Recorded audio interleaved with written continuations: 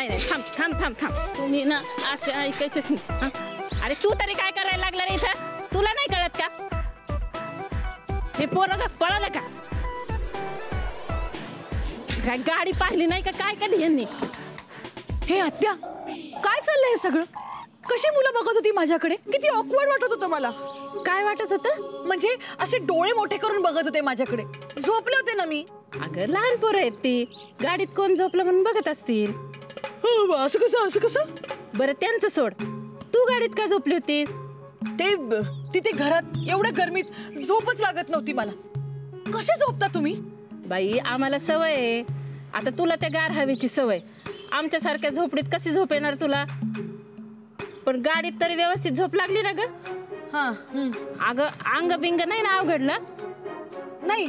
बरं आज काही काम बी? अगं म्हणजे ते शूटिंगला का काय जाते ना तू? आहे ना, आहे शूटिंग. आणि माझा एकही दिवस ना असा वाया जात नाही. काही ना काही चालूच असतं माझं. आता तेच करणार आहे. थोडं आवरलं ना की निघेन मी. आणि तसंही आशूला जायचंच असेल ना, तिला पण सोडेन मी. अगं पण ती तर निघून गेली. OMG, इतक्या लवकर? हा अगं कालपासून ते डोक्यात घेतलंय ना पुस्तकाचं, तर आता रद्दीवाल्याकडे जाते म्हणाली. आणि त्याच्याकडे जर ते पुस्तक भेटलं ना तर ते घेऊन नगरकरांकडे द्यायला जाणार आहे, म्हणून लवकर निघाली. अरे देवा, मला खरंच खूप उशीर झाला वाटतं. आत्या, हा रद्दीवाला आहे कुठे?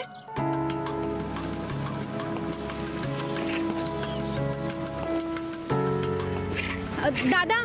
हाँ बोला ताई, किती रद्दी? रद्दी नाही, मग पुस्तक पाहिजे. हो ताई, हे का पुस्तकाचं दुकान आहे का? बोनीची वेळ झाली आहे. रद्दी असेल तर सांगा, 2 रुपये किलो घेतो. मी देते ना तुम्हाला 2 रुपये. फक्त तेवढं पुस्तक द्या. काय? माझ्या बहिणीने तुम्हाला काल रद्दी आणून दिली ना, त्यात चुकून एक खूप महत्वाचं पुस्तक आलंय, तेच पाहिजे. हो ताई, एवढी रद्दी आहे, आता तुमचं पुस्तक कसं शोधणार? दादा खूप महत्वाचं पुस्तक आहे हो, प्लीज बघा ना. ताई गाडी पण आत्ताच लावली आहे. मी थांबते ना, पण तुम्ही तेवढं पुस्तक बघा. बरं थांबा मग, मी एवढं आवरून घेतो.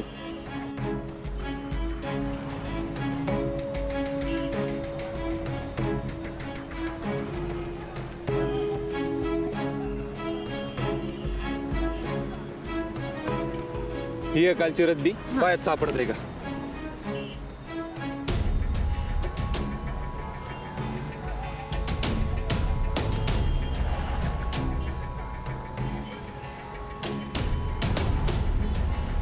आहे का यात? मग ती रद्दी गेली असणार. पुस्तक दिलं नाही तर नगरकरबाई आणखी चिडतील. काय करू?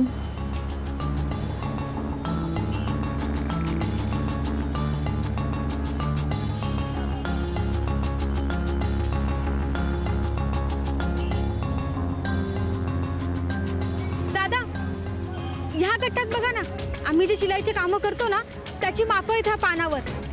त्यात असेल. बरं बघा, शोधा.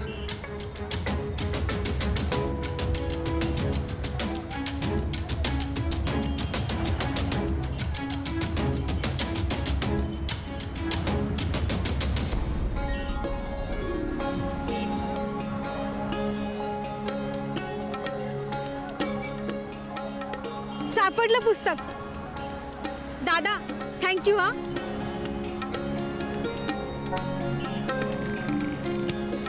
हे घे 2 रुपये.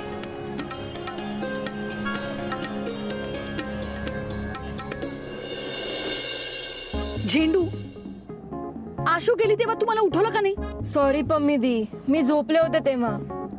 आता ना तिला शोधावं लागेल. शुभूच्या घरी जायच्या आधी ना तिला सांगावं लागेल की जर शुभू तुझ्याशी बोलायला आला ना तर बोल ग बाई. आता ती रद्दीवाल्यांकडे भेटेल आपल्याला. ड्रायव्हर चला लवकर. Stop stop stop stop.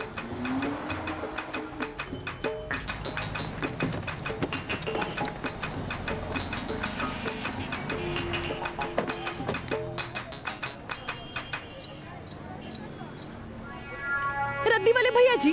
हाँ बोला मैडम, किती है रद्दी? OMG, म्हणजे किती? मैं आपको रद्दी लेके आई हूँ, ऐसा लगता है क्या? ओह मैडम, मग तो कोणी शॉपिंग साठी येणार आहे का? 1 मिनिट, यहाँ पे कोई मुलगी पुस्तक लेने को आई थी क्या? पुस्तक घ्यायला? हा आली होती. OMG, मीला तिला पुस्तक उसको. हो मॅडम, मराठीत विचारलं तर उत्तर देईल मी. आमच्या पम्मी मॅडम ऍक्ट्रेस आहेत, त्यामुळे त्यांना असं हिंदी बोलावं लागतं. ए बाबा सांग ना पटकन, मिळालं का तिला पुस्तक? घेऊन गेली ती. OMG, म्हणजे आता ही शुभूच्या घरी जाणार. झेंडू, लेट्स गो.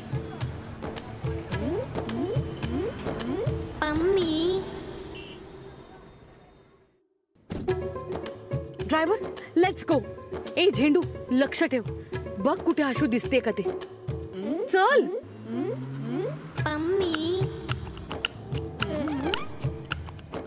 हे पुस्तक दिलं की मग परत नगरकर बाईंच्या घरी जायचं काहीच कारण नाही. ही शेवटची वेळ. ह्यानंतर फोटोग्राफरलाही भेटणार नाही. कदाचित ह्या मैत्रीचा प्रवास एवढाच असेल, पण फोटोग्राफर तुम्ही मला केलेली मदत कधीच विसरू शकत नाही. माझ्यासाठी ही मैत्री कायम असेल. मग ह्यापुढे आपण भेटणार नसलो तरीही. तुझ्याकडे एक पुस्तक आहे. तू पहिल्यांदा आमच्या घरी आली होतीस तेव्हा मी तुला वाचायला दिलं होतं, आठवतंय? ते पुस्तक गेटवरच्या लेटर बॉक्स मध्ये टाकायचं. आणि सगळ्यात महत्वाचं, यापुढे या घराचा उंबरठा कधीही ओलांडायचा नाहीस.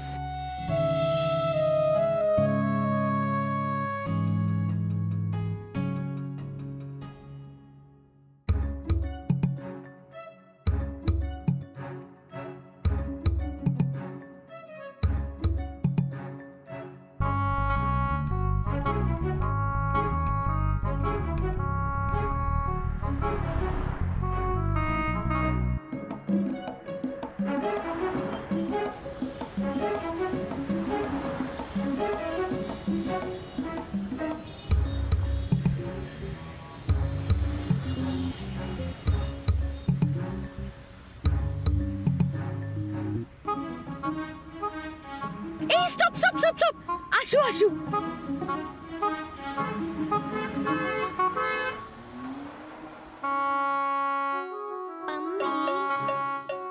हाय आशू, ये गाडीत बस. नको पम्मी दी, मी जाईन. मोठी मी आहे की नाही, मग माझं ऐकणार नाही तू? पम्मी दी,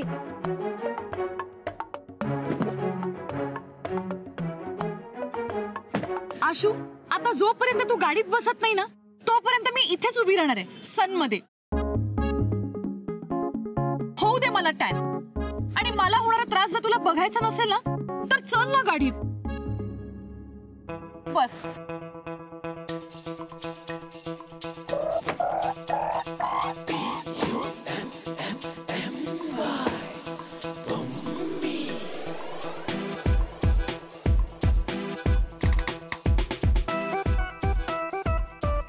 OMG, सापडलं तर पुस्तक. देऊन टाक आता त्या शुभूच्या मम्मीला. नाही, घराबाहेरच्या बॉक्स मध्ये ठेवायला सांगितलंय. असं का बरं? त्यांनी मला घरात यायचं नाही म्हणून सांगितलंय. असं का म्हणाली ती शुभूची मम्मी? पम्मी दी, आता झालं ते झालं. आता एकदा काही पुस्तक दिलं मग सगळं कायमचं थांबेल. सगळं संपवून कसं चालेल? आता तर सुरुवात झाली.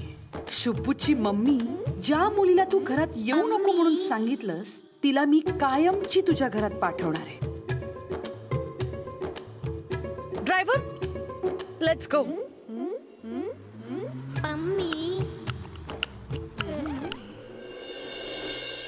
सगळं सामान व्यवस्थित घेतलेस ना? म्हणजे काही विसरलं वगैरे नाही ना? हो बाबा, मी सगळं सामान नीट भरलंय आणि मी लिस्ट सुद्धा चेक केली. बाळ, तू मला स्टेशनवर सोड आणि कॉलेजमध्ये जा. होय आई, मंदार पण येईल तुम्हाला सोडायला. कशाला? दोघांचं काय काम आहे? बाळ एकटा येऊ दे ना. हा, आणि शुभंकर, तू आईला व्यवस्थित गाडीत बसवून दे आणि मग कॉलेजला जा. आणि बऱ्याच वर्षांनी मी घर तुमच्यावर सोडून जाते. नीट लक्ष ठेवा. तू घराची अजिबात काळजी करू नकोस.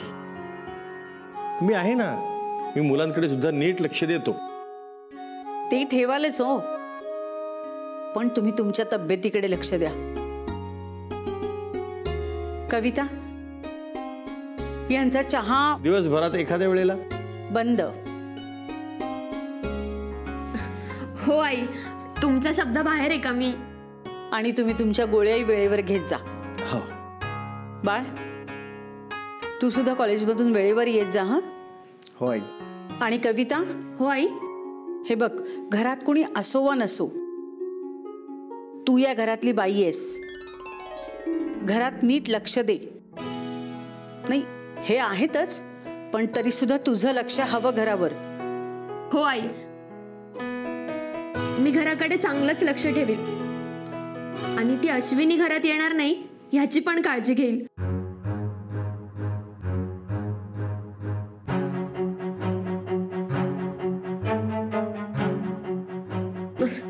आई, मी दही साखर घेऊन येते. तुम्ही निघताय ना? आलेच. हा.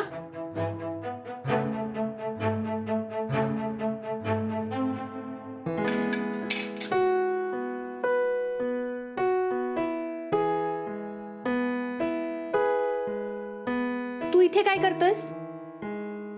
आईंच्या बॅग गाडीत ठेवायच्या असतील ना? शुभंकर गेलाय ठेवायला. काय सांगतोस? बाईंनी बाळाला सांगितलं बॅग गाडीत ठेवायला? हो. साखरेचा डबा दे तेवढा.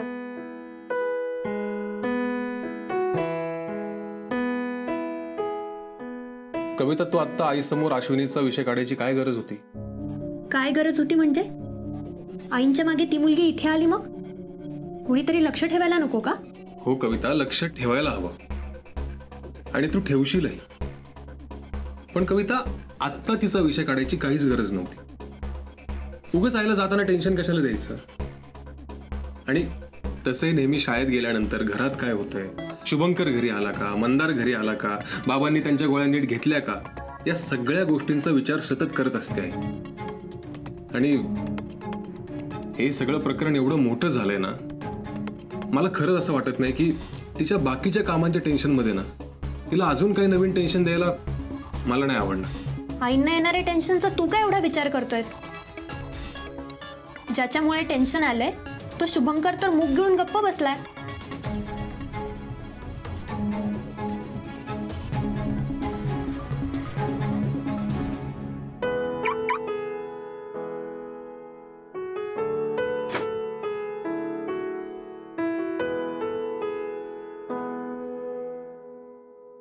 OMG शुब्बू. पम्मी दी, मी जाऊन येते. तुला नगरकर बाईंनी पाहिलं तर कळलं. हे बघ, ती बाई मला काय म्हणेल ना याचं मला वाईट वाटत नाहीये, पण तुझी आणि शुभूची एवढी चांगली मैत्री असताना पण तुम्ही एकमेकांशी बोलत नाहीये ना याचं वाईट वाटतंय मला. आशू, मी मोठी आहे की नाही? मग माझं एक ऐकशील? Only one. जाऊन शुभूशी बोल तरी, त्याला काय म्हणायचं ऐक तरी. पम्मी दी. आशू बघा, मी राघवे ना, अँग्री. अगं, त्यांच्या आईला हे नाही आवडणार. पण शुभूची मम्मी नाहीये ना इथे, नाहीये की नाही? मग तू जा आणि तिथे जाऊन पुस्तक ठेव. तो आलाच तर त्याला काय बोलायचं ऐकून तर घे.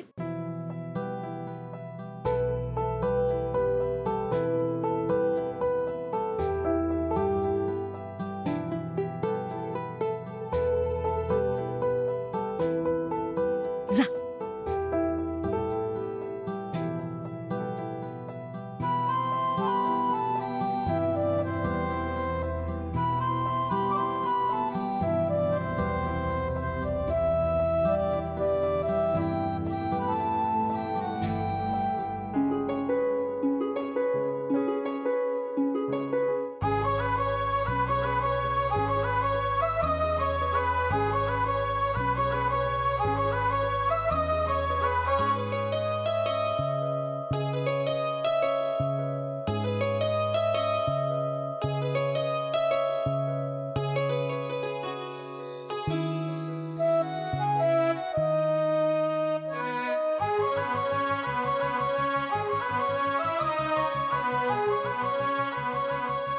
शुभू, अरे जा ना, हीच ती वेळ आहे.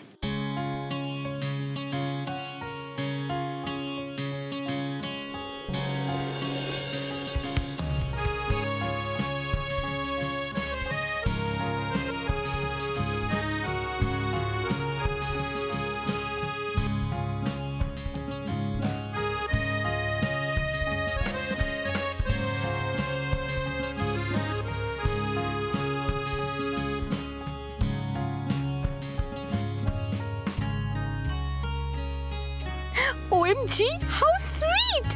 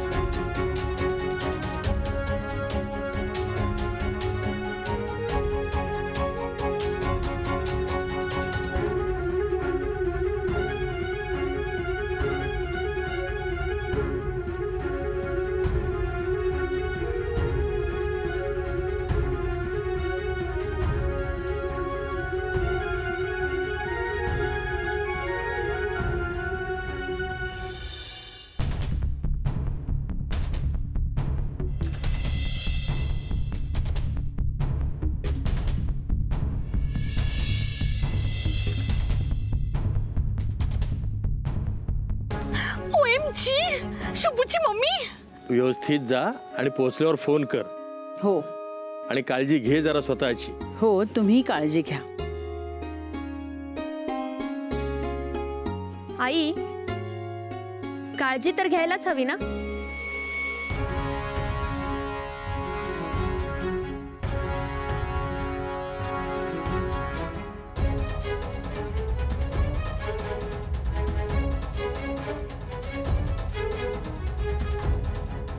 आई, मी जाते.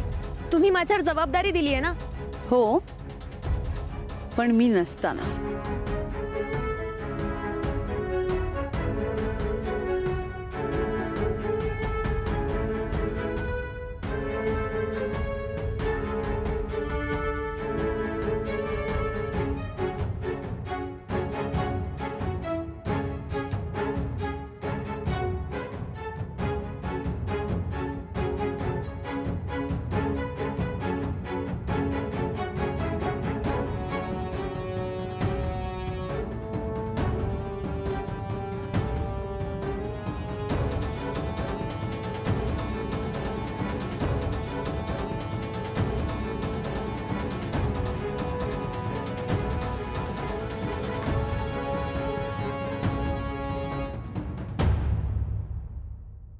मी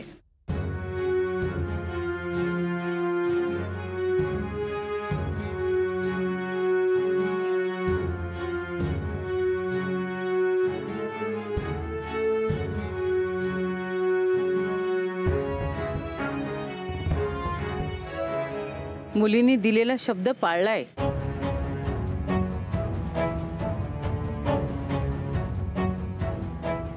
मी पाहिलंय बाळ.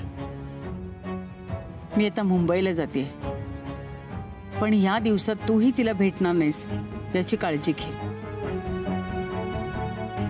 5 दिवसानंतर मी परत येईनच. निघूया.